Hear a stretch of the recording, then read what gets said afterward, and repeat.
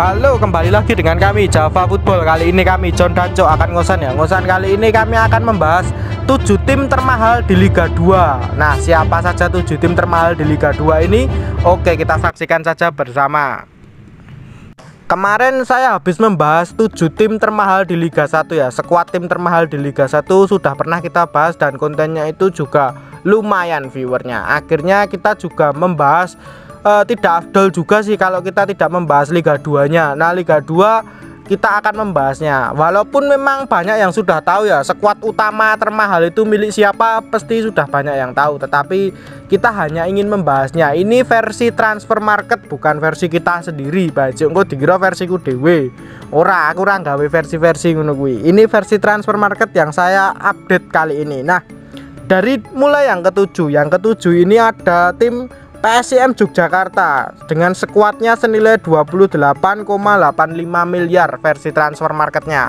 Nah, PSIM Yogyakarta sendiri menurut pandanganku tidak banyak mendatangkan pemain bintang-bintang atau pemain top ya, hanya beberapa saja yang ya mungkin itu beberapa pun tidak terlalu bintang banget di Indonesia, tetapi versi transfer marketnya senilai segitu ya. Mungkin saya tidak tahu nilainya dari mana. Menurut pandanganmu ini gimana, Cok? PSIM dimasukkan dengan skuad termahal, 7 skuad tim termahal Liga 2 ini. Ya, PSIM kita lihat memang skuadnya biasa-biasa saja ya. Banyak diisi oleh talenta-talenta asli Yogyakarta dan talenta muda. Tapi ya juga gak 100%. Kita lihat ada beberapa pemain yang menurut saya punya nama ya di Indonesia. Contohnya ada Purwakayudi, ada Beni Wahyudi, itu kan pemain Arema ya dulunya ya. Ya memang harus dikasih seperti ini, nggak mungkin 100% itu talenta muda dan talenta lokal. Ya gimana nanti bisa menang? Harus ada apa ya, ada backup lah sedikit, walaupun itu sedikit. Nanti tergantung pelatihnya yang bisa memaksimalkan pemainnya. Ya contoh coach itu kan juga bisa lah akhirnya. Ya betul sekali, kita ucapkan selamat dulu ya ketika derby kemarin itu Seto berhasil mencuri poin di kandang Persis Solo. Wah, dengan skor 1-0 itu saya ucapkan bagus sekali lah, ibaratkan itu analisisnya Coach Seto itu memang sangat diakui sekali. Saya pun mengakui dan saya pun kagum dengan analisisnya, Pak.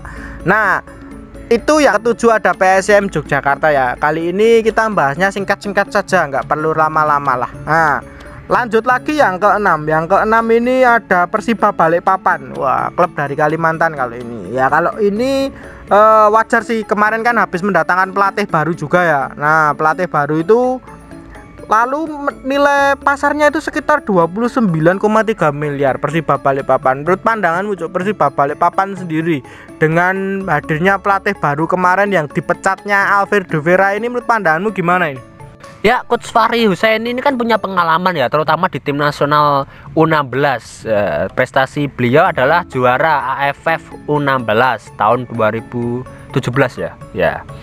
Ya, dengan pengalaman beliau sebenarnya bisalah ya untuk membangkitkan asa Persiba Balikpapan lolos ke Liga 1, walaupun itu sulit ya, karena memang kita lihat ya persaingan di grupnya Kalimantan itu antara Kalteng Putra, antara Persiba Balikpapan, antara PSBS Bia itu ketat sekali, terutama Sulut United juga itu ketat sekali ya. Kalau dari materi ini sebenarnya tantangan buat Coach Fahri, karena ini tinggalan dari Coach Alfredo Vera ya. Coach Fahri untuk saat ini belum bisa memilih pemain lah sesuai dengan keinginannya. Ya ini tantangan sebenarnya. Ya betul, memecat pemain di pertengahan laga, memecat pelatih di pertengahan laga itu sangat memang beresiko tinggi sekali ya. Di sisi lain memang karena pemain-pemainnya itu bukan pilihan pelatihnya. Nah itu terus karena faktor mungkin ya waktu yang sangat mepet sekali di Liga 2 ini. Liga 2 ini waktunya nggak panjang, waktunya sangat mepet sekali, bahkan kurang sisa 2 laga ini pun sudah menjadi 8 besar sekarang. Wow, waktunya kan sangat mepet banget ya. Untuk pergantian pelatih itu menurut pandanganku ya juga beresiko tinggi. Tapi ya tergantung klubnya masing-masing. Nah, bagaimana? Kalaupun memang sudah lolos ya 8 besar ya mau ganti pelatih ya monggo gitu. Nah, lanjut lagi ini yang kelima. Yang kelima ada Semen Padang dengan nilai marketnya itu 29,4 ya, nggak ora kacek oke lah karo Persiba Balikpapan tadi. Menurut pandanganmu, Cok, Semen Padang sendiri ini kan klubnya sering naik turun ya Liga 1, bahkan ya menurut pandangan kacamata saya sih angin-anginan klub ini. kadang naik kadang turun, kadang naik kadang turun ya. Padahal mereka juga mempunyai supporter yang fanatik, mereka juga bagus lah ibaratnya itu ketika di Liga 1 udah menjadi ikonik. Semen Padang ini biasanya Liga 1 loh. Menurut pandanganmu gimana nih? Ya bener ya, di Liga 2 kali ini Semen Padang angin-anginan, itu bener sekali. Karena kemarin saya lihat di berita itu kan ada protes keras ya dari para supporter ya. Bahkan nanti ada pertemuan antara manajemen dan supporternya, itu yang saya baca dari berita ya di Instagram. Nah itu karena memang kekecewaan supporter Semen Padang dengan hasil yang diraih. Ya gimana ya, emang kondisinya seperti ini, apalagi pandemi ya, itu kan merusak apa ya, merusak kondisi tim ya. Itu kan itu berpengaruh pada finansial, pembelian pemain dan lain-lain. Ya betul sekali, dengan performanya kali ini Semen Padang ya menurut pandanganku biasa-biasa saja, tidak bisa seperti yang lain-lainnya. Banyak supporter protes dan lain-lain, itu ya bisa menjadi bahan evaluasi sendiri untuk Semen Padang ke depannya ya menurut pandangan saya pribadi. Semen Padang juga harus bersaing ketat kali ini, nggak hanya apa ya seperti tahun-tahun kemarin-kemarin itu klubnya itu masih biasa-biasa aja. Padahal tahun ini sangat berat sekali ya saingannya. Kalau performanya masih seperti itu ya mungkin pupus sudah lah ibaratnya, harapannya wis angel, musuhnya abot-abot. Nah terus lanjut lagi yang keempat ini ada PSG Pati. Wah, kalau PSG Pati sudah tidak diragukan lagi ya. Nah PSG Pati akhirnya kemarin itu walaupun sudah pupus harapannya 8 besar itu PSG Pati, tetapi PSG Pati ini masuk klub termahal di Liga 2 nomor 4, bahkan senilai pasarnya itu 30,8 miliar. Menurut pandanganmu dulu Cuk, PSG Pati ini gimana? Peluangnya padahal sudah pupus loh ini PSG Pati 8 besar. Ya untuk PSG Pati kali ini realistis ya, bertahan di Liga 2 itu sudah cukup bagus. Karena memang ya lihat aja kondisinya, mereka harus bersaing dengan PSHW ya, saling rebutan cuma untuk bertahan di Liga 2 gitu. Karena ya gimana ya, banyak menelan kekalahan, imbang dan lain-lain lah ya, jarang menang gitu. Ya emang karena ini klub baru, kurang pengalaman, kurang jam terbang di Liga Indonesia, pengurusnya juga sama. Nah ini ya untuk evaluasi dan pembelajaran untuk Atta dan kawan-kawan. Betul sekali bahwa di Liga Indonesia itu sepak bolanya memang dari dulu ya seperti ini. Jangan banyak komplain ketika kalian itu sepak bola babal Indonesia lorong ngene-ngene. Bosen aku ngrungokke kaya ngono sebenere. Mbok wis lah ngono. Wis siap resiko to, wis ngerti babalan Indonesia iki kan biyen kaya ngene kondisine. Ngopo ndak tak nyemplung. Nah, nek ra pengen nyemplung ya rasa nyemplung, tapi nek kowe pengen nyemplung yo kowe kudu ngerti resikone kaya piye. Nah, ipate ngono kuwi lah.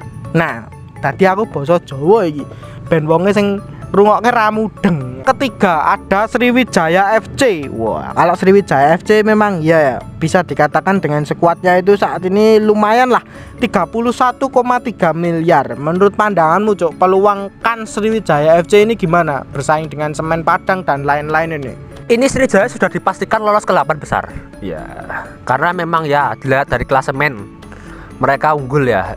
Ini memang sudah diprediksi lolos ke Liga 1. Wah, karena ya gimana lagi ya, Sriwijaya ini memang tim yang paling identik dengan Liga 1. Karena ya gimana, juara loh ya, juara Copa Indonesia, juara ISL dan lain. Mereka punya sejarah soal prestasi di Liga Indonesia, bahkan beberapa kali tampil di kompetisi AFC. Ya masa di Liga 2 ya harus naik ke Liga 1. Apalagi berapa ya 2019 mereka semifinal hampir lolos ke Liga 1, tapi akhirnya tumbang oleh Persiraja Banda Aceh. Untuk kali ini mau nggak mau Sriwijaya ya bisa lah ya naik ke Liga 1. Oke, betul sekali. Kalau itu memang seperti itu udah apa ya, udah kayak tradisi lah, kayak ngono. Semifinal tahun berikutnya lolos kayak gitu, seperti udah tradisi di Indonesia. Nah yang kedua ini ada dari Dewa United. Wah, Dewa United dengan nilai pasarnya sekitar 31,4. Nah, kaca sidik lah ibaratnya karo Sriwijaya. Dewa United juga klub sangat mempesona sekali ini. Bahkan Dewa United ini hanya menelan 1 kekalahan, itu pun kemarin lawan Perserang ya. Dengan kekalahan tersebut Dewa United akhirnya pupus rekor tak terkalahkannya. Nah, Dewa United ini bahkan selalu menang ketika bertanding. Baja, ini adalah musuh yang paling berat di Liga 2 ini. Ini adalah saingan yang paling berat di Liga 2. Bahkan digadang-gadang Dewa United ini bisa masuk final nanti. Nah, menurut pandanganmu Cuk, Dewa United ini bagaimana? Ya, Dewa United lolos 8 besar, sudah dipastikan ya, dilihat dari klasemen ya. Nah, ini ya aneh, kalau PSG Pati tadi kan kita memberi saran bahwa PSG Pati ya, atau kita berpendapat bahwa ini pengalaman bagi PSG Pati, klub baru ya, cari pengalaman. Lah, yang aneh ini Dewa United. Ini juga sama seperti PSG Pati. Mereka tim baru, tapi yang heran ini kok ya iso menangan lho, Jon. Kok ya iso ngawu-ngawu lho. Padahal klub anyaran. Ya dihitung-hitung kan harusnya klub wong anyaran kuwi ya adaptasi sih. Lah, kira perlu adaptasi malah menangannya akeh lah, lucu. Nah, kalau saya lihat secara kacamata saya itu dari mulai manajemennya itu yang pertama itu memilih pelatihnya itu sudah benar terlebih dahulu. Pelatih yang bagus terlebih dahulu. Nah, ketika pelatih sudah terpilih, nah pelatih tersebut kan biasanya memilih pemain ya, memilih para pemain sesuai kapasitas atau sesuai kebutuhan pelatih tersebut.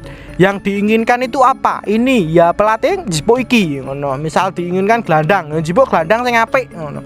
Misal diinginkan sayap, jipo sayap sing apik, orang ngasal juga pemain bintang wae kan ora. Nah, seperti itu. Kalau saya pribadi seperti itu kalau Dewa United. Ya ini patut diwaspadai lah kalau Dewa United ini.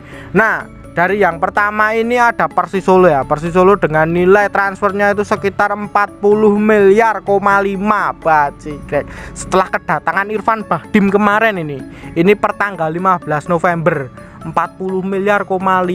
Wah, kalau nggak lolos Liga 1 sebenarnya ini sangat kebangetan. Nah, menurut pandanganmu Cuk, gimana ini 40 miliar, 5 dengan skuad mewah, bahkan skuad bintang-bintang? Bisa dikatakan skuad ini adalah skuad untuk menjuara Liga 1 pun mampu seharusnya. Ya, kalau nilai pasarnya itu 40 miliar ya bener untuk juara Liga 1, bahkan tampil di kompetisi AFC. Tapi ini digunakan untuk Liga 2. Nah, kalau nggak lolos Liga 1 ya memalukan, bahkan kebangetan. Ini murni pelatih yang harus disalahkan. Sangat, karena ya gimana lagi, sudah dikasih materi ya. Wah, iya ngeri ya toh. Bahkan klub Liga 1 aja nggak seperti ini skuadnya.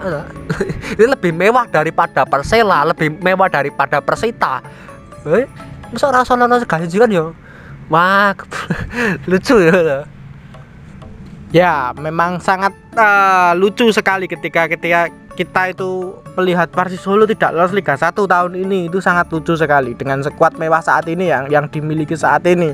Persisolo sudah beda dengan tahun-tahun kemarin itu. Nah, bahkan klub ini itu tahun kemarin sering nunggak gaji dan lain-lain. Saat ini klub ini sudah mungkin berada di posisi yang cukup nyaman. Cuma karena adanya kesalahan teknis mungkin analisa saya pribadi antara pemain kurang klub apa pelatih sing ra pinter ngracik wis gor kuwi. Kalau manajemen sebenarnya yo wis bagus-bagus wae sih sebenarnya. Nah, kuwi sih menurut pandanganku. Nah, bisa disalahkan dari dua tersebut. Nah, mungkin itu dulu saja skuad termahal Liga 1 2021 ini per 15 November. Jangan lupa like, comment, and subscribe. Aku curi.